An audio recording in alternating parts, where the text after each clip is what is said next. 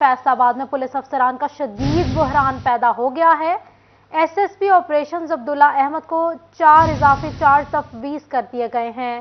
City police officer Faisalabad का charge SSP operations को तफवीज। बतौर एसएसपी इन्वेस्टिगेशन भी अब्दुल्ला अहमद फराइज सर अंजाम दे रहे हैं। SP admin and security Faisalabad का चार्ज भी अब्दुल्ला अहमद के पास, जबकि एसपी सीआईए के तौर पर भी अब्दुल्ला अहमद जिम्मेदारियां निभा रहे हैं। अहम तरीन सीटें खाली होने से पुलिस के अमूर शदीद मुतासिर हो गए हैं।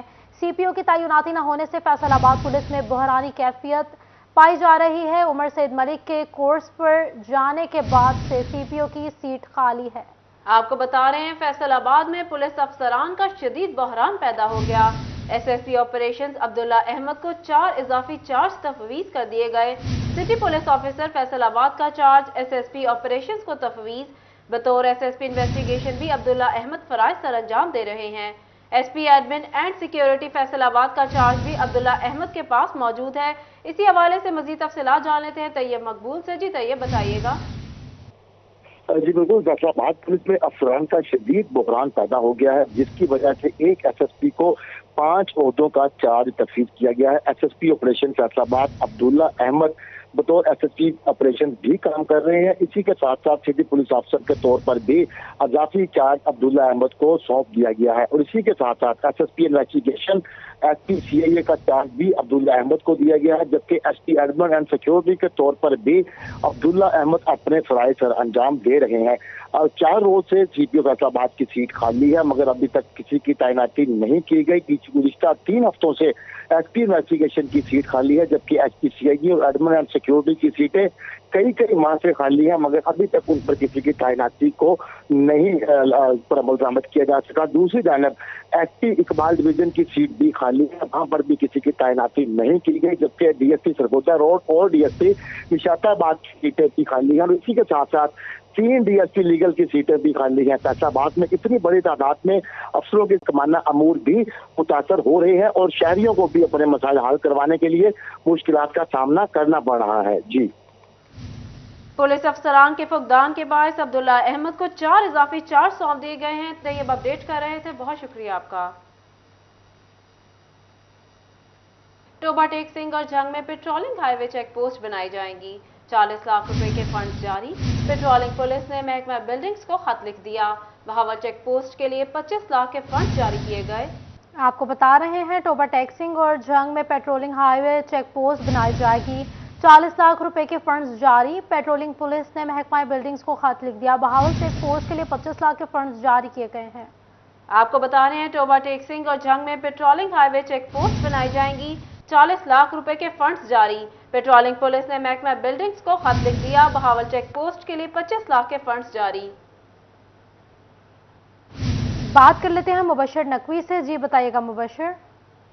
जी बिल्कुल, पेट्रोलिंग हाईवे चेक पोस्ट जो है वो टोबा टेक सिंह और जंग में बनाई जाएंगी। इस हवाले से पंजाब हुकूमत ने महकमा बिल्डिंग को एक चिट्ठी भी दी है, जिसमें बताया गया है कि बाकायदा इनके लिए फंड्स भी जारी कर दिए गए हैं। टोबा टेक सिंह की अगर बात की जाए तो यहाँ पर शक नंबर 390 जीन बे के करीब चेक पोस्ट बनाई जाएगी, जिसके लिए इब्तदाई तौर पर 40 लाख रुपए के फंड्स जो है वो जारी किए गए हैं। जबकि जंग की बात की जाए तो यहाँ पर चुन भरवाना के करीब बहावल का मुकाम है, जहाँ पर चेक पोस्ट बनाई जाएगी और इस बहावल चेक पोस्ट के लिए भी 25 लाख रुपए के फंड्स जो है वो जारी किए गए हैं। महकमा बिल्डिंग जो है उसको इस हवाले से चिट्ठी मौसूल हो गई है और बताया जा रहा है कि जल्द ही इन दोनों चेक पोस्ट की तामीर का काम जो है वो शुरू किया जाएगा। तो हम जराये का कहना है कि इन चेक पोस्ट की तामीर के लिए ये फंड इंतहाई कम है। तो हम बिल्डिंग के जो अफसरान है उनका ये कहना है कि मरहलावार बकिया रकम जो है इन चेक पोस्टों की तामीर को मुकम्मल करने के लिए जारी की जाएगी।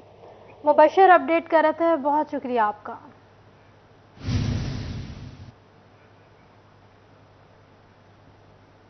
दस लाख से ज्यादा आबादी का इलाका झंग में मगर सेहत की सहूलियात से महरूम है। झंग सिटी अस्पताल में सिर्फ 2 बेड्स की इमरजेंसी मौजूद है। मरीज मुश्किलात का शिकार, जबकि अस्पताल को ताहाल THQ का दर्जा भी ना मिल सका।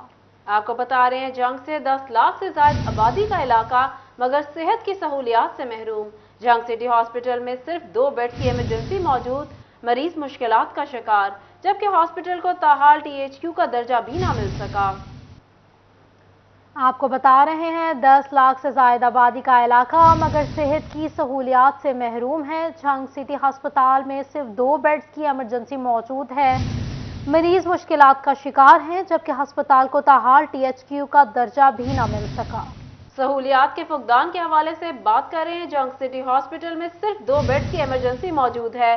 مریض مشکلات کا شکار جبکہ ہاسپٹل کو تاحال THQ کا درجہ بھی نہ مل سکا۔ مزید بات کر رہے تھے وسیم عزیز سے۔ جی وسیم، بتائیے گا اور کیا مشکلات ہیں مریضوں کو؟ جی بالکل، جنگ سٹی کا علاقہ جو ہے وہ 10 لاکھ سے زائد آبادی کا یہ علاقہ ہے، لیکن حکومت پنجاب کی جو ہے وہ غفلت کے باعث ان کو علاج معالجے کی سہولیات جو ہے وہ فراہم نہیں ہو رہی۔ جنگ سٹی ہاسپٹل کو THQ لیول کا تو درجہ دے دیا گیا مگر اس کو THQ نہ کیا گیا۔ 40 بیڈ کا یہ ہاسپٹل ہے۔ اگر ہم ڈیلی کی روٹین کی بات کریں تو یہاں پر جو ہے وہ 150 سے 200 تک مریض جو ہے وہ یہاں پر آتے ہیں، اپنا روٹین چیک اپ کروانے کے لیے آتے ہیں۔ میرے ساتھ MS صاحب موجود ہیں، ان سے بات کرتے ہیں۔ سر بتائیے گا، THQ لیول کا درجہ مل گیا لیکن سہولیات اس قدر نہیں ہے، کیا کہنا چاہیں گے آپ اس پہ؟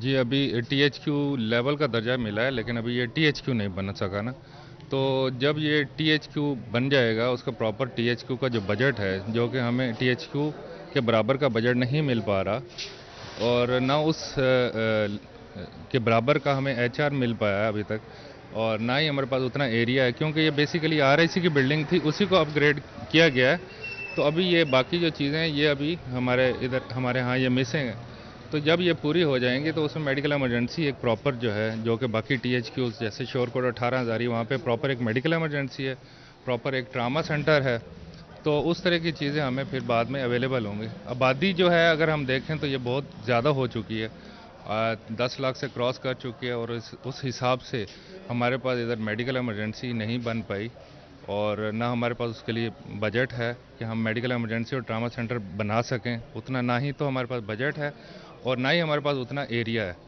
تو اس کے لیے ہم نے ہائر اتھارٹیز کو انفارم کیا ہوا ہے اور ہمیں امید ہے کہ وہ اس چیز کو سیریس لیں گے اور ایز سون ایز پاسبل جتنا جلدی ہو سکے وہ اس کو بنائیں گے تاکہ لوگوں کے مسائل جو ہے، اتنا برڈن جو ہے اس کو ہم کمپنسیٹ کر سکیں۔ اور جنگ سٹی ہاسپٹل میں صرف 2 بیڈز کی ایمرجنسی موجود ہے۔ وسیم اپڈیٹ کر رہے تھے، بہت شکریہ آپ کا۔ توبہ ٹیکسنگ کے نواحی گاؤں 351 میں سرکاری اسکول کی دیوار گرے ہوئے 1 سال سے زائد کا عرصہ بیت گیا ہے۔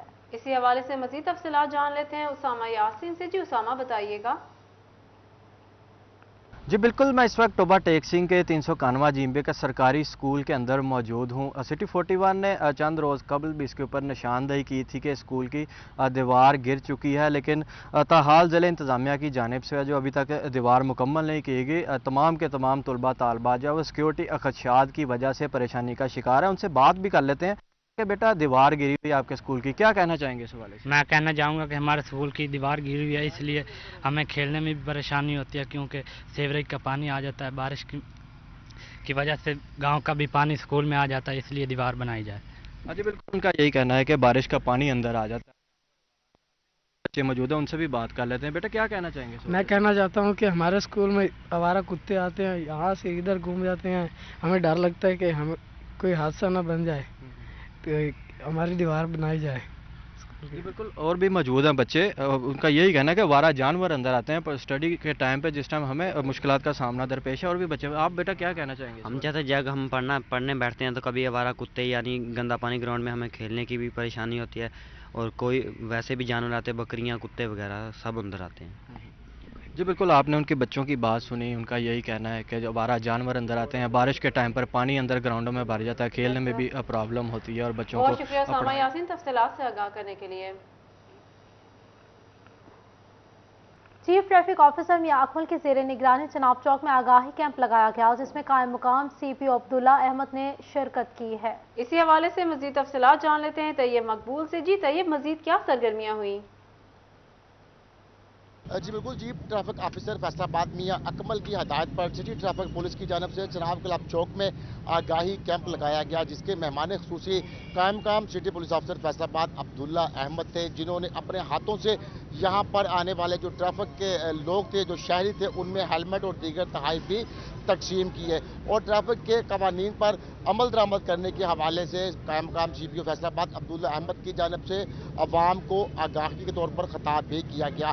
عبداللہ احمد ہمارے ساتھ موجود ہے، کس قدر ضروری ہے اور ٹریفک پولیس نے آج جو کیمپ لگایا اس حوالے سے کیا کہنا چاہیں گے؟ جی بالکل، ٹریفک کے حادثات کو بڑھتے ہوئے حادثات کی وجہ سے بہت قیمتی جانوں کا نقصان ہو رہا ہے اور بہت سے لوگ جو کہ زخمی ہوتے ہیں، تو اس کو روکنے کے لیے پولیس کا عملہ اپنا کردار ادا کر رہا ہے، لیکن اس کے علاوہ ٹریفک پولیس کا جو آگاہی یونٹ ہے وہ بھی بڑا امپورٹنٹ رول پلے کر رہا ہے۔ اس کا رول اس لیے بہت زیادہ ہے کہ اسکولوں میں جا کر، کالجز میں اور مختلف جہاں پر ہمارے یوتھ جہاں بہت زیادہ ہوتے ہیں یا جو ہمارے انڈسٹریل یونٹس ہیں، وہاں پر وہ یہ آگاہی مہم چلاتے ہیں، تو اس سے یہ کہ جو ہیلمٹ کا استعمال ہے اس میں بڑھ رہا ہے اور اس میں ہم نے دیکھا ہے کہ استعمال کا رجحان بڑھتا جا رہا ہے، تو یہ ہماری ٹریفک پولیس کی ایفرٹس اور کاوشوں کی وجہ سے ہے، اور آج انہوں نے جو یہ کیمپ لگایا ہے یہ اسی سلسلے کی ایک کڑی ہے، اور میں سمجھتا ہوں کہ یہ سلسلہ اسی طرح چلتا رہے تاکہ ہمارے روڈ حادثات ہیں ان سے بچا جا سکے اور قیمتی جانوں کا تحفظ کیا جا سکے۔ قائم مقام سی پی او فیصل آباد عبداللہ احمد کی جانب سے بتایا گیا کہ سی پی او نے شہریوں میں ہیلمٹ اور تحائف تقسیم کیے۔ طیب اپڈیٹ کر رہے تھے، بہت شکریہ آپ کا۔ جی سی یونیورسٹی فیصل آباد کا الحاق شدہ سرکاری اور پرائیویٹ کالجز کے داخلوں کا الگ الگ معیار۔ بات کر لیتے ہیں جہانگیر اشرف سے۔ جہانگیر بتائیے گا۔ یونیورسٹی فیصل آباد کی طرف سے تمام الحاق شدہ کالجز کے لیے جو کرائیٹیریا ہے، ایڈمیشن پالیسی ہے، وہ جاری کر دی گئی ہے، جس میں پرائیویٹ اور گورنمنٹ کے لیے الگ الگ شیڈول جو ہیں وہ بھی دیے گئے ہیں۔ گورنمنٹ کالجز جو ہیں وہاں پر 30 نومبر جو ہے وہ آخری تاریخ ہوگی داخلوں کے حوالے سے، جس میں 4 مختلف کیٹیگریز میں کوٹے دیے گئے ہیں۔ ہر بی ایس پروگرام میں ایک سیٹ مختص ہوگی ملازمین کے بچوں کے لیے، کو کریکولر ایکٹیویٹیز کے لیے، سپورٹس کے لیے، اور اس کے علاوہ معذور کوٹا جو ہے۔ لیکن پرائیویٹ سیکٹر میں ایسی کوئی شک جو ہے وہ نہیں رکھی گئی۔ اس کے ساتھ ساتھ جو ایج لمٹ رکھی گئی ہے وہ 27 سال ایوننگ کلاسز کے لیے ہے اور 25 سال جو ہے وہ مارننگ میں بی ایس پروگرام کے لیے ہے، جبکہ منیمم کرائیٹیریا جو ہے وہ 45% سے کم مارکس جو ہیں کسی بھی بچے کے ہوں تو ان کو داخلہ نہیں دیا جا سکتا۔ اس حوالے سے چیئرمین افیلیشن کمیٹی ڈاکٹر خالد زیا ہمارے ساتھ موجود ہیں، ان سے بات کریں گے۔ سر بتائیے گا کہ پرائیویٹ اور گورنمنٹ کے لیے اس میں تھوڑا سا ڈفرینس آ رہا ہے کہ گورنمنٹ کالجز کے داخلے پہلے ہوں گے اور اس سے 15 دن بعد کا ٹائم دیا گیا پرائیویٹ سیکٹر کو۔